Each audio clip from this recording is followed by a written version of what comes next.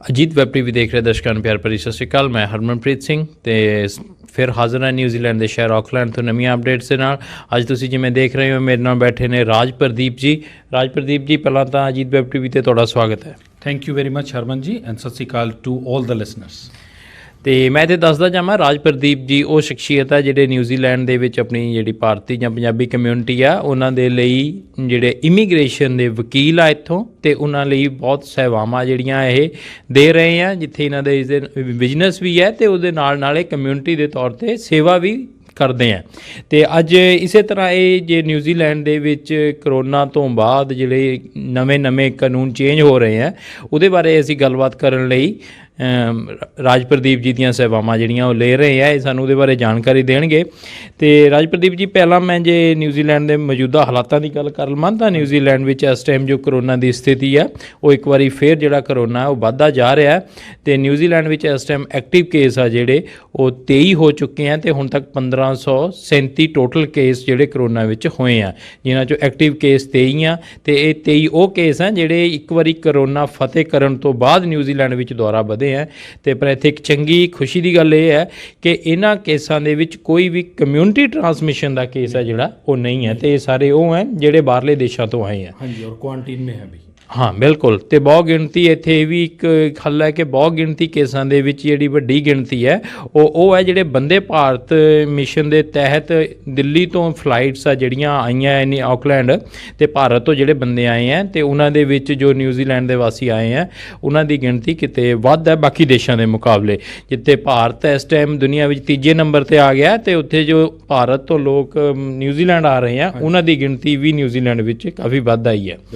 ਅਤੇ ਰਾਜ ਪ੍ਰਦੀਪ ਜੀ, ਜੇ ਹੁਣ ਆਪਾਂ ਗੱਲ ਕਰੀਏ ਇਮੀਗ੍ਰੇਸ਼ਨ ਦੀ, ਹਾਂਜੀ, ਅਤੇ ਜੋ ਨਵੇਂ ਕਾਨੂੰਨ ਆ ਰਹੇ ਹੈ ਅਤੇ ਪਹਿਲਾਂ ਤਾਂ ਕਾਫੀ ਇਹ ਰੌਲਾ ਪੈ ਰਿਹਾ ਸੀ ਕਿ ਕਾਫੀ ਸਟਰਕ ਹੋਊਗਾ, ਕਾਫੀ ਕਾਨੂੰਨ ਆ ਜਿਹੜੇ ਹਾਰਡ ਹੋਊਗੇ, ਅਤੇ ਇਸ ਟਾਈਮ ਪਰ ਇੱਕ ਵੱਡੀ ਜਿਹੜੀ ਰਾਹਤ ਆ ਉਹ ਦਿੱਤੀ ਗਈ ਹੈ ਇਮੀਗ੍ਰੇਸ਼ਨ ਵੱਲੋਂ, ਅਤੇ ਕੀ ਹੈ ਉਹ, ਉਹਦੇ ਬਾਰੇ ਸਾਨੂੰ थोड़ा जानना दो। जो इमिग्रेशन मिनिस्टर हैं अपने यान गैलावेजे, तो उन लोगों ने अभी जो सिचुएशन है कोविड के दौरान, जो एम्प्लॉयर्स हैं, जो एम्प्लॉयज़ हैं, उनकी सिचुएशन को ध्यान में रखते हुए 3 बड़े चेंजेस किए हैं।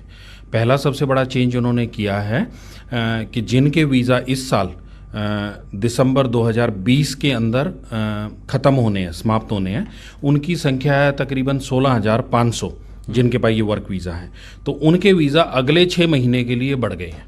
ओके, ठीक है, तो 10 जुलाई से दिसंबर तक जिनके वीज़ा ख़त्म होने थे वो 16,500 थे, तो उनके अब 6 महीने बढ़ जाएंगे। It means last visa will be June 2021। तो जो एम्प्लॉयज़ हैं या जो एम्प्लॉयर्स हैं उनको एक बड़ी राहत मिली है। पर दूसरी तरफ ये है कि जो अगर इनके पार्टनर्स हैं तो उनको पार्टनर वीज़ा जैसे इनके तो अप्रूव हो जाएंगे ऑटोमेटिक पेंडेमिक के तहत जो कोविड-19 है, लेकिन जो पार्टनर्स हैं उनको अलग से वीज़ा अप्लाई करने पड़ेंगे, या जो उनके बच्चे हैं उनको अलग से वीज़ा अप्लाई करने पड़ेंगे। लेकिन एक राहत है, चलो भाई 6 महीने का तो टाइम निकाल देंगे। दूसरा बड़ा चेंज है जो लो स्किल के वीज़ाज़ हैं जो 1 साल के मिलते हैं, तो उनको 3 साल के बाद स्टैंड डाउन पीरियड होता है कि 12 महीने आपको कंट्री से बाहर जाना है। अब कोविड की सिचुएशन ऐसी है, बॉर्डर क्लोज है, बाहर कोई नहीं जा सकता, तो उन लोगों को भी एक बड़ी राहत दी है इमिग्रेशन मिनिस्टर ने कि भी आप 6 महीने और कंट्री में रह सकते हो। ओके, तो वो लोग भी अब जून 2021 तक कंट्री में रह सकते हैं। अच्छा, इन जो वीज़ाज़ में जो 6 महीने के बड़े हैं, ये essential skills work visa, work to residence, जो ट्रेड वीज़ाज़ हैं, वर्क वीज़ाज़ जो एम्प्लॉयर सपोर्टेड हैं, वो जैसे चाइना से हैं, फ़िलीपीन से हैं, साउथ कोरिया से हैं, जापान से हैं, उनके बढ़ाए हैं इन्होंने 6 महीने। तो इनके सारे, तो इसके अंदर जो ओपन वर्क वीज़ा वाले हैं, स्टूडेंट वीज़ा वाले हैं, पेरेंट्स के वीज़ा हैं, जनरल विजिटर वीज़ा हैं, उनको कोई राहत नहीं है, उनका नहीं बढ़ा। तो उनका 9 जुलाई के बाद जब भी वीज़ा ख़त्म हो रहा है तो उनको अपने वीज़ा बढ़ाने के लिए एप्लीकेशन देनी पड़ेगी इमिग्रेशन में। जो तीसरी बड़ी चेंज है वो ये है कि, एंड ये हार्ड है एक्चुअली, जो लो स्किल के वीज़ा 1 साल के मिलते थे तो वो 1 साल की बजाय अब इन्होंने 6 महीने का कर दिया है। तो 10 जुलाई के बाद जो नई एप्लीकेशन इमिग्रेशन को डालेंगे हम, उनको सिर्फ 6 महीने का वीज़ा अप्रूव होगा, लेकिन उनका टाइम लिमिट 3 साल ही है। तो इट मीन्स जो पहले 3 वीज़ा मिलते थे अब वो 6 वीज़ा उनको मिलेंगे। ओके, तो ये 3 बड़ी चेंजेस हैं इसमें। तो जैसे जो इंडिया से या और भी जो कंट्रीज़ हैं, हाँ जी। वहाँ से जो ऑर्चर्ड वर्कर्स जो आते थे, हाँ जी। तो उनका जो वीज़ा था वो 6 महीने या 9 महीने का वीज़ा होता था। हाँ जी। तो उनको भी ये रिलीफ मिला है? नहीं, वो सीजनल ओपन वर्क वीज़ा होते हैं, उनका कोई रिलीफ नहीं है। बट ऑर्चर्ड वर्क या कोई और फार्मिंग वर्क है, अगर उनके पास एम्प्लॉयर असिस्टेड वीज़ा, जैसे मैंने बताया एसेंशियल स्किल्स अगर वीज़ा था, तो उनको ये राहत मिली है। ओके। तो जो भी वीज़ा जिसमें एम्प्लॉयर सपोर्ट कर रहा है, उन सब के वीज़ा 6 महीने बढ़ जाएंगे। और 10 से 20 जुलाई के बीच में जितने वीज़ा होल्डर्स हैं, ये हैं 16,500 के आसपास, इन लोगों को इमिग्रेशन से ईमेल आनी चाहिए। अगर किसी के, आपके दर्शक को किसी को अगर ईमेल ना आए, तो वो they can contact us. Legal associate पे मेरा नाम राज सिंह है, तो दे ऑफिस की वेबसाइट पे जाके चेक कर लें। अगर उनको अपने वीज़ा बढ़ने के मुताबिक अगर कोई ईमेल नहीं आई है, तो contact us, we will find out कि उनके वीज़ा की एक्सपायरी डेट क्या है। Okay. और इसमें हरमन ये एग्जांपल भी मैं देना चाहूँगा, जैसे अब काफ़ी लोगों के वीज़ा 25 सितंबर तक बढ़ चुके हैं। अब जैसे कोई लोग हैं जिनका अक्टूबर में ख़त्म होना है, नवंबर में, तो अब उनके वो 6 महीने, ऐसा नहीं कि दिसंबर से चालू होंगे, वो 6 महीने जब वीज़ा एक्सपायरी डेट है, जैसे किसी की अभी जुलाई में थी 20 जुलाई, 25 जुलाई, 5 अगस्त, तो वो जुलाई से 6 महीने बढ़ेंगे। ओके। नो की ये सोचे कि लोग भाई दिसंबर से 6 महीने बढ़ जाएंगे हमारा अगले जून तक। इसीलिए मैं कह रहा हूँ अपनी ईमेल जरूर वो चेक करें, इमिग्रेशन के साथ कंफर्म जरूर करें कि भी हमारा वीज़ा एक्सपायरी डेट अब क्या बढ़ा है। ओके। अगर किसी को इन्फॉर्मेशन नहीं मिलती इमिग्रेशन से, तो वो हमें लीगल एसोसिएट को कांटेक्ट करें, हम उनकी visa expiry date find out ਕਰ ਦੇंगे। ਓਕੇ। ਤੇ ਰਾਜ ਜੀ, ਇੱਥੇ ਇੱਕ ਵੱਡੀ ਜਿਹੜੀ ਸਾਡੀ ਕਮਿਊਨਿਟੀ ਦੀ ਜਾਂ ਆਪਾਂ ਕਹਿ ਲਈਏ ਕਿ ਡਿਮਾਂਡ ਸੀ ਮਾਈਗ੍ਰੈਂਟਸ ਦੀ, ਕਿ ਬਹੁਤ ਸਾਰੇ ਸਾਡੇ ਮਾਈਗ੍ਰੈਂਟ ਸਟੂਡੈਂਟ ਜਾਂ ਵਰਕ ਵੀਜ਼ਿਆਂ ਵਾਲੇ ਇਸ ਟਾਈਮ ਵੱਖ-ਵੱਖ ਦੇਸ਼ਾਂ 'ਚ ਸਟਕ ਹੈ। ਹਾਂਜੀ। ਸਾਡੇ ਬਹੁਤ ਪੰਜਾਬੀ ਕਮਿਊਨਿਟੀ ਹੈ ਜਿਹੜੀ, ਤੇ ਉਹ ਵੀ ਇਸ ਟਾਈਮ ਗਏ ਹੋਏ ਸੀ ਇੰਡੀਆ ਤੇ ਸਟਕ ਹੋ ਚੁੱਕੇ ਹੈ, ਤੇ ਸਟੂਡੈਂਟ ਵੀ ਆ, ਵਰਕ ਵੀਜ਼ਿਆਂ ਵਾਲੇ ਵੀ ਆ, ਹਾਂਜੀ। ਤੇ ਉਹਨਾਂ ਨੂੰ ਵੀ ਕੋਈ ਰਾਹਤ ਮਿਲੀ ਹੈ, ਕੋਈ ਉਮੀਦ ਹੈ? हरमन जी, उनको कोई राहत नहीं मिली है इस न्यू चेंजेस के दौरान, उसमें नहीं है। बॉर्डर क्लोज़र और ओपनिंग की इमिग्रेशन मिनिस्टर ने कुछ नहीं बोला, एंड बॉर्डर जो ओपनिंग और क्लोजिंग है वो इमिग्रेशन मिनिस्टर के हाथ में भी नहीं है। करंट कोविड सिचुएशन के दौरान जो भी फैसला है वो कैबिनेट ने लेना है, मीन्स जो प्राइम मिनिस्टर के साथ उनकी टीम है, और ये जो कोविड सिचुएशन वर्ल्ड में चल रही है वो सारा पूरा एसेस कर रहे हैं। अब आपने बताया जैसे अभी आपके टीवी पे कि भी इंडिया तीसरे नंबर पे है, और जो न्यूजीलैंड में 23 केस है उनमें आधे से ज़्यादा इंडिया से ही आए हैं अभी। तो इसलिए ये पूरे सतर्क हैं, इसमें सावधान है, कोशिश हैं कि भी हमें बॉर्डर जो खोलना है वो सबसे पहले ऑस्ट्रेलिया और पैसिफिक के साथ खोलना है, और उसमें भी अभी 3 से 6 महीने लग सकते हैं। तो अभी हमें कोई जल्दी ऐसी उम्मीद नहीं है कि ये गवर्नमेंट बॉर्डर ओपन करना स्पेशली इंडिया के साथ, अपने पंजाबी भाईचारे के साथ, कि जल्दी हो पाएगा, मुझे नहीं लगता। लेकिन आपके टीवी के माध्यम से हम इमिग्रेशन से, दिस गवर्नमेंट से हम अपील करते हैं, रिक्वेस्ट करते हैं कि भी जल्दी से जल्दी जो हमारे एटलीस्ट वीज़ा होल्डर्स हैं, जिनके करंट वीज़ा लगे हुए हैं, जिनके यहाँ स्टूडेंट वीज़ा हैं, वर्क वीज़ा हैं, पार्टनर्स के वीज़ा हैं, उनको अलाउ किया जाए जो स्पेशल फ्लाइट से एटलीस्ट आ सके।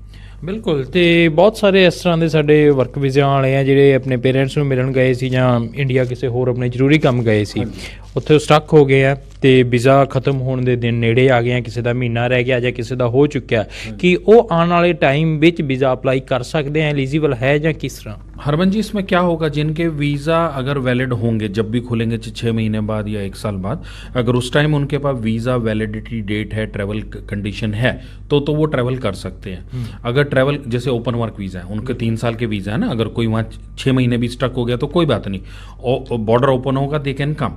या डिपेंडेंट वीज़ा हैं, उनके 1.5-2 साल के बचे हुए हैं, तो वो आ जाएंगे। लेकिन जिनके वीज़ा एक्सपायर हो गए या लैप्स हो गए हैं, उन लोगों को नया वीज़ा डालना पड़ेगा सबको। ओके।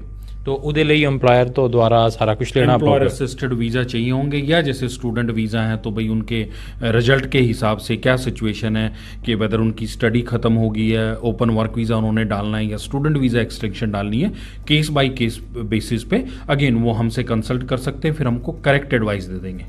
ਓਕੇ। ਤੇ ਬਹੁਤ ਸਾਰੇ ਇਸ ਤਰ੍ਹਾਂ ਦੇ ਵੀ ਆ ਜਿਵੇਂ ਕਿਸੇ ਦਾ ਪਾਰਟਨਰ ਆ ਉਹ ਮੇਨ ਐਪਲੀਕੈਂਟ ਹੈ, ਹਾਂਜੀ। ਉਹ ਇੰਡੀਆ ਸਟਕ ਹੈ, ਠੀਕ ਹੈ, ਤੇ ਉਹਨਾਂ ਜਿਹੜਾ ਦੂਸਰਾ ਪਾਰਟਨਰ ਆ ਉਹ ਡਿਪੈਂਡੈਂਟ ਸੀ ਉਹਦੇ ਤੇ ਜਿਹੜਾ ਡਿਪੈਂਡ ਆਪਾਂ ਨੂੰ ਵੀਜ਼ਾ ਮਿਲਦਾ ਹੈ, ਤੇ ਉਹ ਇੱਥੇ ਹੈ, ਪਰ ਮੇਨ ਐਪਲੀਕੈਂਟ ਇੰਡੀਆ ਸਟਕ ਹੋ ਚੁੱਕਿਆ ਤੇ ਉਸ ਕੰਡੀਸ਼ਨ ਵਿੱਚ ਉਹ ਕੀ ਕਰ ਸਕਦੇ ਆ? देखो अभी जैसे कि बॉर्डर क्लोज है ना, तो बॉर्डर पार्टनर आ सकता है ना यहाँ का पार्टनर वहाँ जा सकता है, बट आई कैन टेल कि भी अभी वो डिपेंडेंट पे हैं तो वीज़ा किसी के रिवोक नहीं है, तो वैलिड वीज़ा है। तो जो पार्टनर यहाँ पे हैं वो लीगल रह रहे हैं, बट अगर उनको जैसे मैंने बताया कि भी ये नई चेंजेस हैं तो वो पार्टनर उसके अंदर कवर नहीं आता। 6 महीने के वीज़ा बढ़ भी जाएंगे प्रिंसिपल एप्लीकेंट्स के जो एसेंशियल स्किल्स वीज़ा ये दूसरे वीज़ाज पे हैं, लेकिन उनके पार्टनर्स हैं उनको एक्सटेंशन डालनी पड़ेगी खुद। ओके, तो उसके लिए again they can contact us, या जो उनके अपने लॉयर्स या एडवाइज़र हैं उनके थ्रू वो फिर अपना जो एक्सपायरी डेट है उससे पहले एप्लीकेशन सबमिट कर दें। वो इस भ्रम में ना रहें कि भी उनका वीज़ा ऑटोमेटिक इस न्यू चेंज में एक्सटेंशन हो गया। ਓਕੇ। ਸੋ ਰਾਜ ਜੀ, ਇਹਦੇ ਨਾਲ ਹੀ ਮੈਂ ਤੁਹਾਡੇ ਤੋਂ ਜਾਣਨਾ ਚਾਹੂੰਗਾ, EOI ਬੰਦ ਹੈ। हाँ जी, एक्सप्रेशन ऑफ इंटरेस्ट है जो ਬਿਲਕੁਲ, ਤੇ ਇਸ ਟਾਈਮ ਨਵੀਆਂ ਜਿਹੜੀਆਂ ਆਪਾਂ PR ਦੀ ਫਾਈਲ ਆ ਉਹ ਨਹੀਂ ਅਪਲਾਈ ਕਰ ਸਕਦੇ, ਤੇ ਉਹਦੀ ਕੀ ਉਮੀਦ ਹੈ? ਕਦੋਂ ਤੱਕ ਇਹ ਦੁਆਰਾ ਖੁੱਲਣ ਦੀ ਉਮੀਦ ਹੈਗੀ ਹੈ? ਕੀ ਹੋਊਗਾ ਇਹਦੇ ਲਈ? ਸਰਕਾਰ ਕਰ ਰਹੀ ਹੈ ਕੁਝ? देखो जी, जो पेंडेमिक नोटिस था इसके दौरान सरकार ने जो EOI हैं दो, एक तो है स्किल्ड माइग्रेशन की, एक है पेरेंट्स कैटेगरी की, दोनों ही इंडेफिनेट पोस्टपोन की हुई हैं उन्होंने। और अभी इमिग्रेशन मिनिस्टर या उनके डिपार्टमेंट की तरफ से कोई अभी इंडिकेशन नहीं आया कि कितनी जल्दी वो ओपन करेंगे, बट हमें लगता है very soon they will open this, क्योंकि ये हैं मार्च से बंद है, मार्च एंड से, तो पूरा जुलाई, अगस्त, सितंबर, अप्रैल, मई, जून, जुलाई, 4 महीने अब होने वाले हैं। तो जो नया इमिग्रेशन एक्ट अभी पास किया था पार्लियामेंट ने, उसमें इमिग्रेशन मिनिस्टर को उन्होंने 3 महीने की मैक्सिमम स्पेशल डायरेक्शन पावर दी थी, जिसके दौरान वो स्टॉप कर सकते हैं। तो मुझे लगता है शायद जुलाई के अंदर या अगस्त के अंदर ये ओपन हो जाएगा, ਓਕੇ, टाइम फ्रेम के हिसाब से। ਓਕੇ। ਤੋ ਇਹ ਆਪਾਂ ਪਹਿਲਾਂ ਵੀ ਜਿਵੇਂ ਗੱਲ ਕੀਤੀ ਸੀ, ਮੇਬੀ 27 ਜੁਲਾਈ ਨੂੰ ਵੀ ਕੁਝ ਨਵਾਂ ਆ ਰਿਹਾ, हाँ जी, ਤੇ ਉਹਦੇ ਬਾਰੇ ਵੀ ਸਾਨੂੰ ਜ਼ਰੂਰ ਥੋੜੀ ਜਾਣਕਾਰੀ ਦਿਓ। हाँ हरमन जी, जो आपके व्यूअर्स हैं, जो आपके दर्शक हैं, उनको मैं बताना चाहूँगा कि जो वर्क वीज़ा के एसेंशियल्स वीज़ाज़ हैं, पिछले साल से ही लेबर गवर्नमेंट ने अनाउंसमेंट की हुई थी कि दे विल चेंज NZs को, तो NZs को वो पूरा निकाल देंगे वर्क वीज़ा से, और पे बेस के ऊपर वो मिड स्किल, हाई स्किल और लो स्किल के वीज़ा कैटेगरी डिसाइड करेंगे।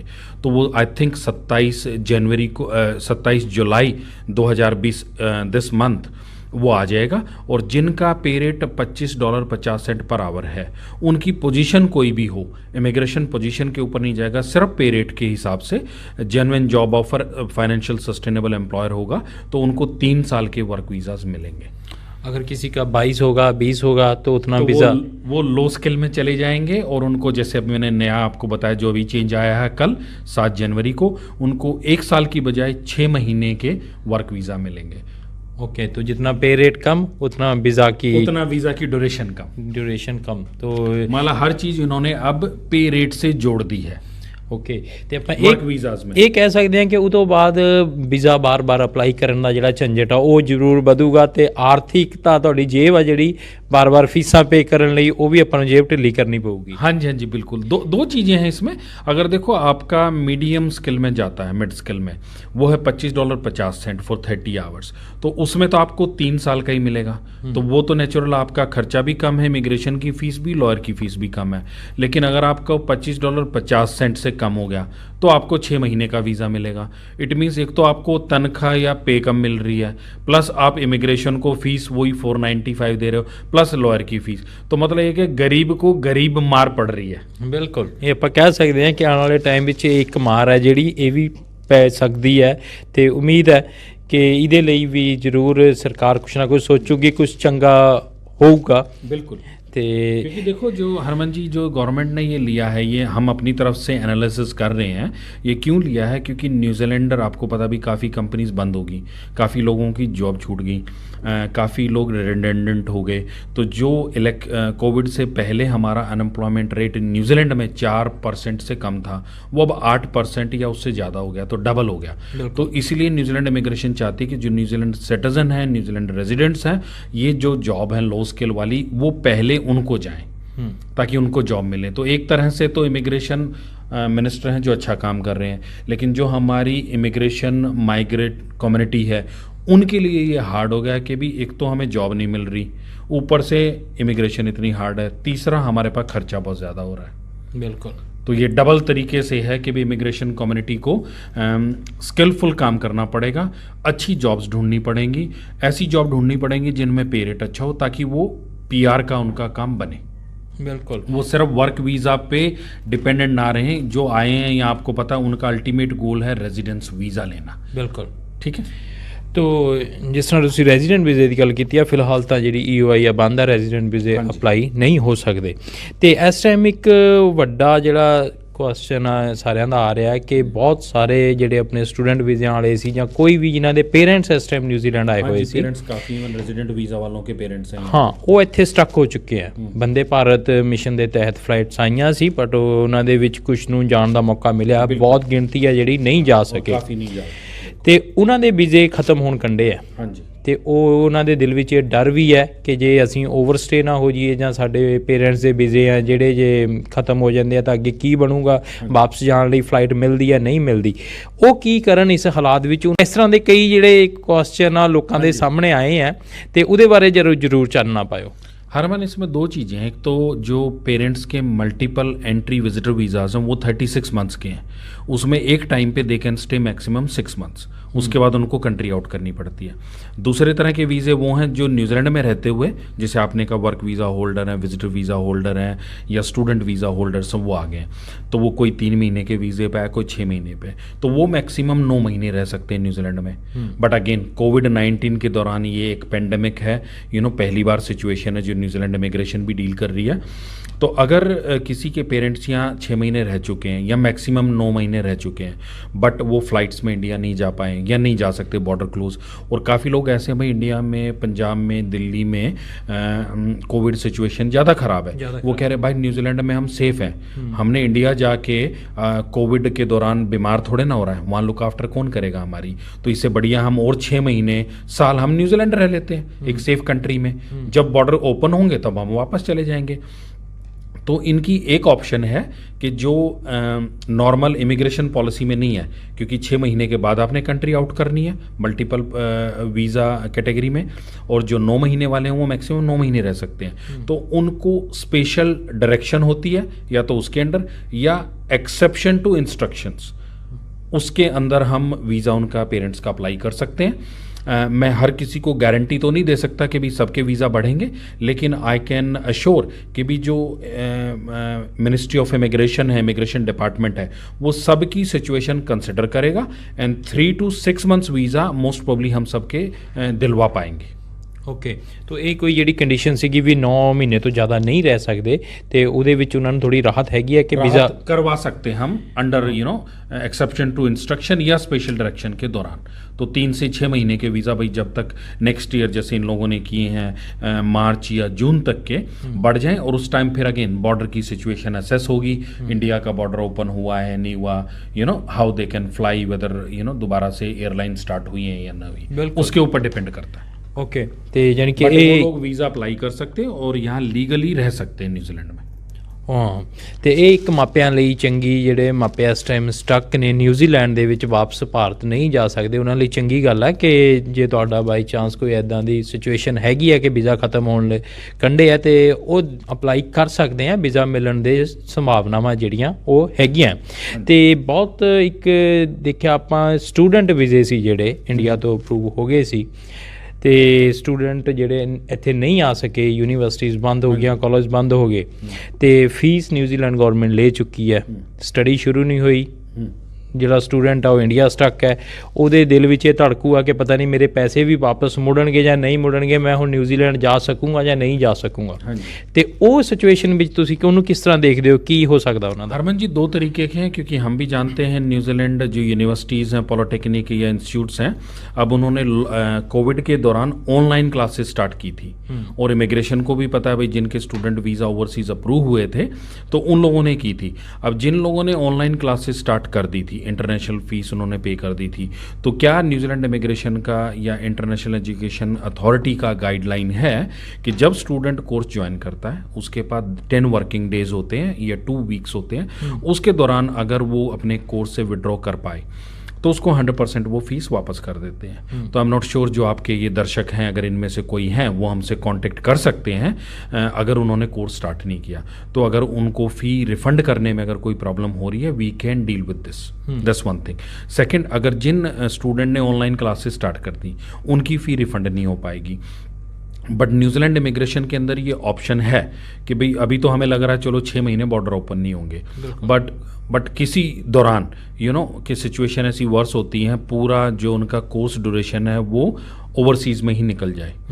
तो न्यूजीलैंड इमिग्रेशन के अंदर ये ऑप्शन है, अगर आपने ऑनलाइन क्वालिफिकेशन आपने ओवरसीज कंप्लीट कर ली है तो NZQA अगर आपको सर्टिफिकेट इशू करता है केस बाय केस बेसिस पे, अगर वो जैसे लेवल 7 कर रहे हैं 1 साल का, तो फिर उसके बेस पे 1 साल का या 2 साल का open work visa they can assess at the time next year. Okay, तो उनको ओवरसीज रहते हुए भी we can try under current situation, because again देखो ये पेंडेमिक है, इसके ऊपर कोई लॉ ऐसा नहीं लगा कि 1987 इमिग्रेशन एक्ट है या 2009 अमेंडमेंट इमिग्रेशन एक्ट है, अभी कुछ नहीं है।